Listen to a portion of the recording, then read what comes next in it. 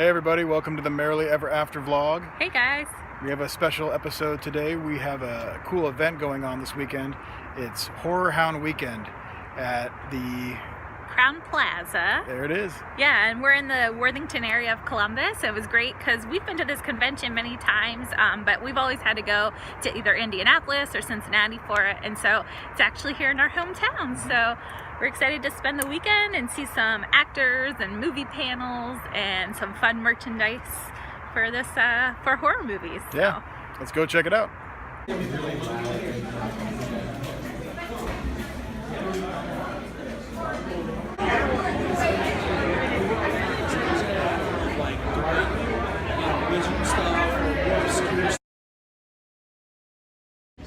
So we're ready for Friday the 13th Part 5 panel. It's coming up next. Thank you so much for being here and joining with us in this crazy event here in Columbus. We love being here. A couple of years ago we were here. We're so glad to be back. And right now I am very excited for the honor that I have to moderate a very exciting panel. But I want to get this started. So if you guys would please help me welcome the cast of Friday the 13th Part 5, New Beginning. John Shepard, Melanie Kinnaman, Tiffany Helm, Deborah Voorhees, Carol Lucatel, Ron Sloan, Tom Morga, and John Huck. Wow, that was like, come on in guys.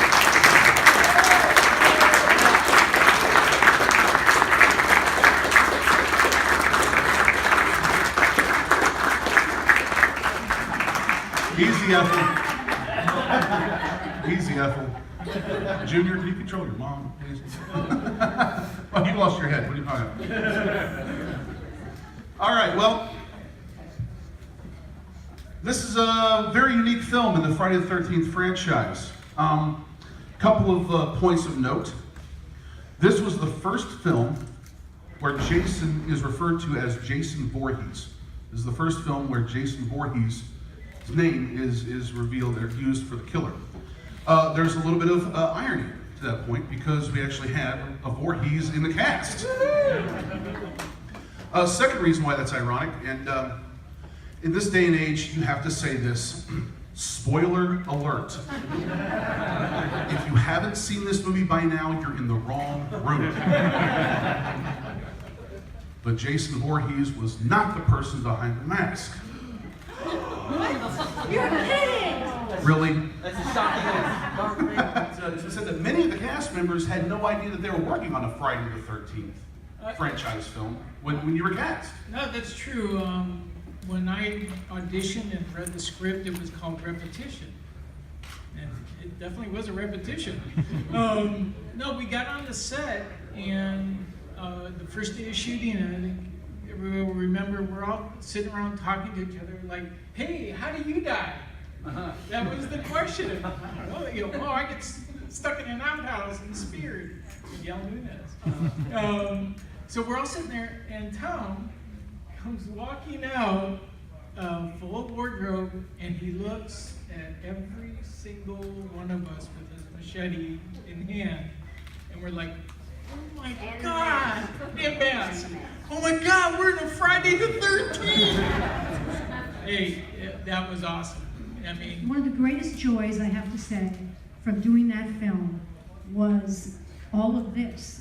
Everybody, all the friends I've made, everybody has come out to meet us. And it's just been a shock, but a joy, really, that you've all carried all these years. I got some party up there.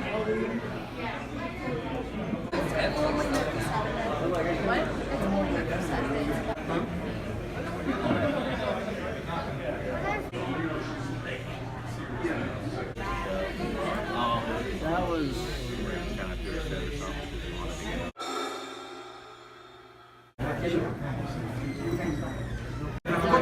Yeah. They'll pop up. Yeah.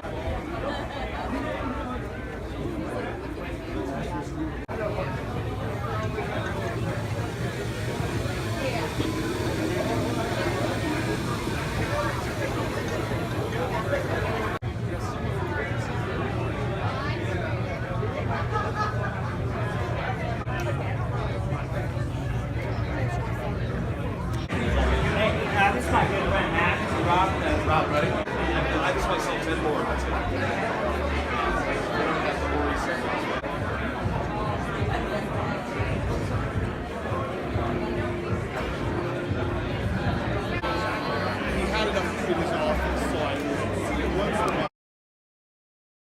behalf of HorrorHound Magazine, HorrorHound Limited, blah, blah, blah, I want to thank you very much for spending your weekend with us. And right now, it is truly a privilege to get to moderate this next panel. Who is not a fan of American Pie? Please. Fantastic stuff. So, we just need to get right into this. So, if you guys will please help me welcome the cast of American Pie: Shannon Elizabeth, Mina Savari, Tara Reid, Chris Owen, and Thomas Ian Nicholas.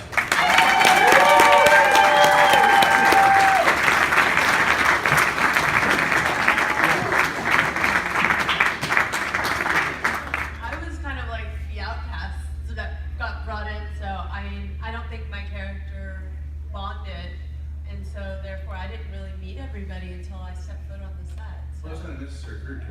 Yeah, that's what I'm saying. Yeah, Yeah, okay, makes sense. yeah. So I think I had to be the weird one out. You know, I've been very fortunate to work with a lot of great people who have been able to kind of impart this stuff and just kind of help me go as I went. But other than that, I remember seeing Pulp Fiction and being like, I want to be Samuel L. Jackson. That didn't work out. I couldn't get there. But you know, exactly. The dream isn't over. I'm still here. I'm still here. So. You leave me with that. Amazing. Drop them. Wow. Yeah, I sat at a table once with Samuel L. Jackson at an award show. Yeah, that was cool.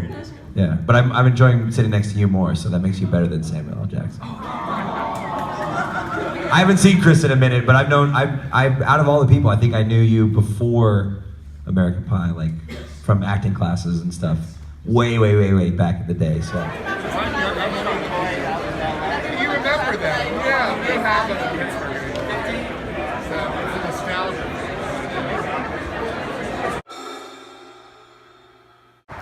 All right, here we are, day 3. This is Sunday, HorrorHound Weekend. There's some good stuff going on today. There's a Nightmare Before Christmas panel we're going to check out. And we're just going to really just kind of walk around and look at the vendors and stuff and see what they got. I think he bugs a lot of people, no pun intended, on his character. He has been a man who has played TV, film over a very, very tumultuous career. He brings a ragtime bluesy voice to Boogie Boogie. Let's welcome Ken Page to the stage.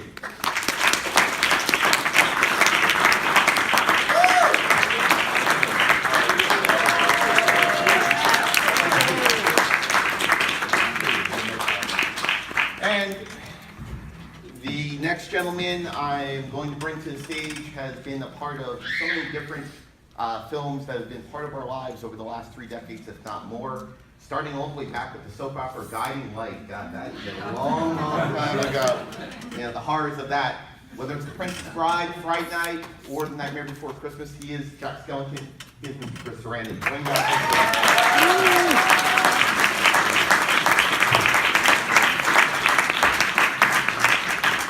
I'm going to jump over here, give the Horrors of Guiding Light. Wow, exactly. I think that's a lot of people. Counting backstage, is it 25? Yeah. We figured it out. Yeah. We're only 25.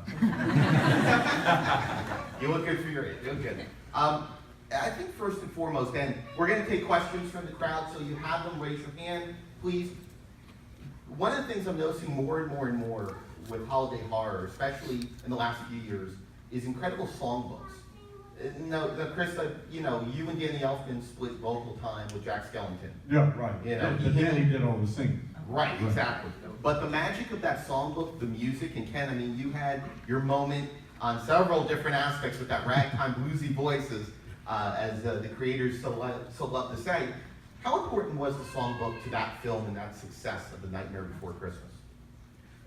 Well, I think very successful. Yes, very successful. But I think very important because the film really is, I would say, a little over half music. And not just the songs, I want to say, the actual score of the film is really, really beautiful and wonderful. And I think that has a lot to do with the whimsy and the way you receive what you're seeing, is because it's really supported and sometimes preceded by the score and the music. Tim created the characters, created the story, and then came in at the end, and he and I redid a lot of the vocal work. We did what's called ADR, which is you go into a studio and you lip sync to the animation that's already been done.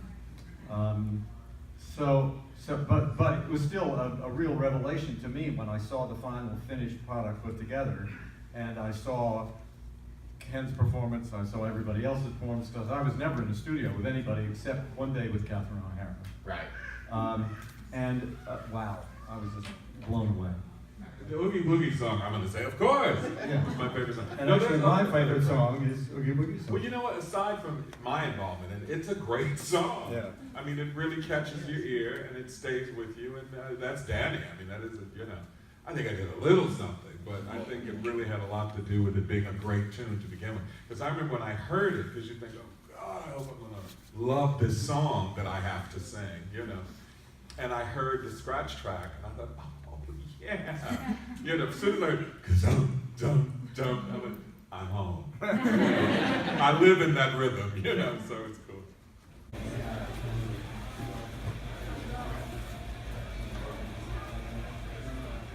Okay, and that's going to do it for this episode of the Merrily Ever After vlog in our trip to HorrorHound Weekend, Columbus, Ohio. We had a great time, and I just wanted to show you guys this cool item I picked up, which was a Monster Squad pin. Really cool. I'm a big fan of that movie. So thanks for watching our video, and be sure to subscribe to the Merrily Ever After YouTube channel as well as Instagram, and we'll see you next time.